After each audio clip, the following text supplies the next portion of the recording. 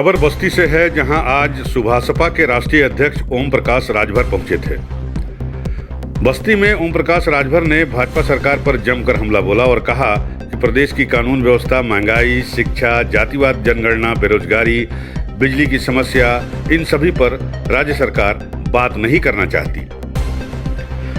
मनसे प्रमुख के अयोध्या आगमन पर बीजेपी सांसद ब्रजभूषण शरण सिंह के बयान पर उन्होंने निशाना साधते हुए कहा कि भगवान राम सबके हैं, कोई भी आकर पूजा कर सकता है, चाहे वो मनसे का हो, बसपा का हो, सपा का हो, कांग्रेस का हो। अगर वह भगवान की पूजा करना चाहता है तो वो जा सकता है। ये चीजें चुनाव के नजदीक आते ही क्यों उठती हैं? ओम प्रकाश राजभर ने आगे कहा कि यूपी के करोड़ों लोग पंजाब और महाराष्ट्र में अपनी जीविका चला रहे हैं। अगर दम है तो यहाँ के लोगों को यहीं रोक लो और यहीं फैक्ट्री बिठाकर इन्हें काम दे दो। ये लोग खाली सुर्खियों में रहने के लिए इस तरीके की ड्रामेबाजी करते हैं। ओम प्रकाश राजभर ने प्रदेश की भाजपा सरकार पर जमकर निशाना साधते हुए कहा कि जो चोरी करे वही इस सरकार के साथ है। इनकी सरकार में सही बात करने वालों को जेल हो जाती है। इस सरकार में झूठ बोलो, हिंदू मुसलमान करो, लेकिन शिक्षा, महंगाई, बेरोजगारी, बिजली, जातिवाद जनगणना और दूसरी जनता की समस्याओं पर कोई बात मत करो।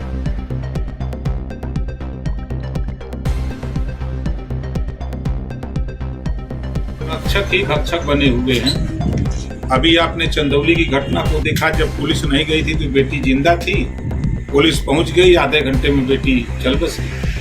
आपने ललितपुर में देखा कि रक्षक ही भक्षक बन गया। अभी एक वीडियो में आते आते देखा हूं कि एक बेटी की मां पुलिस की हिरासत में उसकी डेथ हो गई। बेटी को बुला करके इंस्पेक्टर कह रहा है कि तुम ये बयान दो कि फांसी लगा के मर गई और वहाँ से लाश यहाँ लाई गई, नहीं तो तुमको करंट लगाएंगे, तुमको फर्जी मुकदमे में फंसा देंगे, तुम इस बयान को दो तो हम तुम्हें पैसा देंगे।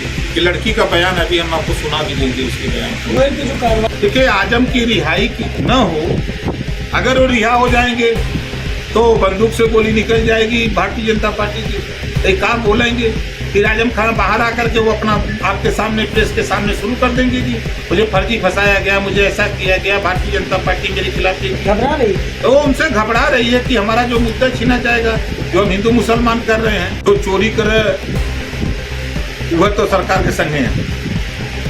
एक भी अधिकारी, इतने पेपर लीक हुए, पत्रकार जेल चला गया बलिया का, उसका कसूर यही ना, चौथा स्तंभ है वो, यही ना कि उसको मिला कि भाई ये है, आपका पेपर लीक हुआ है, उसका समाचार छाप दे, यही ना कसूर है। मिर्जापुर का पत्रकार का यही दोष है कि मिड डे मील योजना में आपकी सरकार में नमक रोटी खिलाया जा रहा है, उसको जेल भेज दिया, बेचारा मर गया, मिर्जापुर वाले की डेथ हो गई।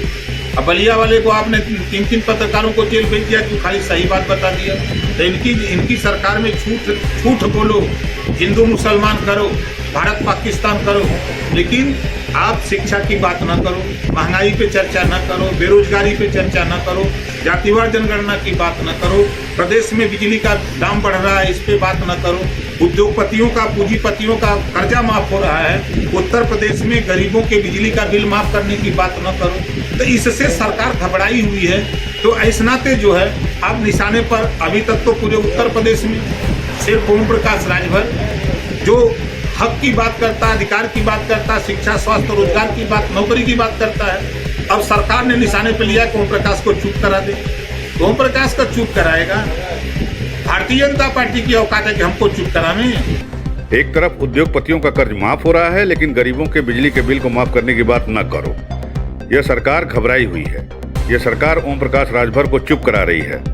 इस सरकार की औकात नहीं है कि हमें चुप करा दे। उन्होंने कहा कि जो पुलिस विभाग ने वादा खिलाफी किया, उसके खिलाफ कल गाजीपुर में धरना देने जा रहा हूं। 1 लाख लोग जुटेंगे और मैं गाजीपुर के एसपी और डीएम को चैलेंज देता हूं कि वे सब लाठी डंडे से लैस, अगर मारपीट की नियत से नहीं आए थे, अगर कुछ गलत हुआ है तो वो अपने पद से स्वतः इस्तीफा दे देंगे।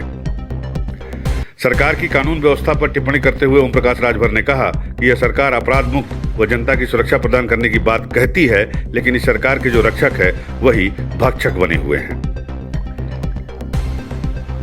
बस्ती से मोहम्मद आरिफ की रिपोर्ट।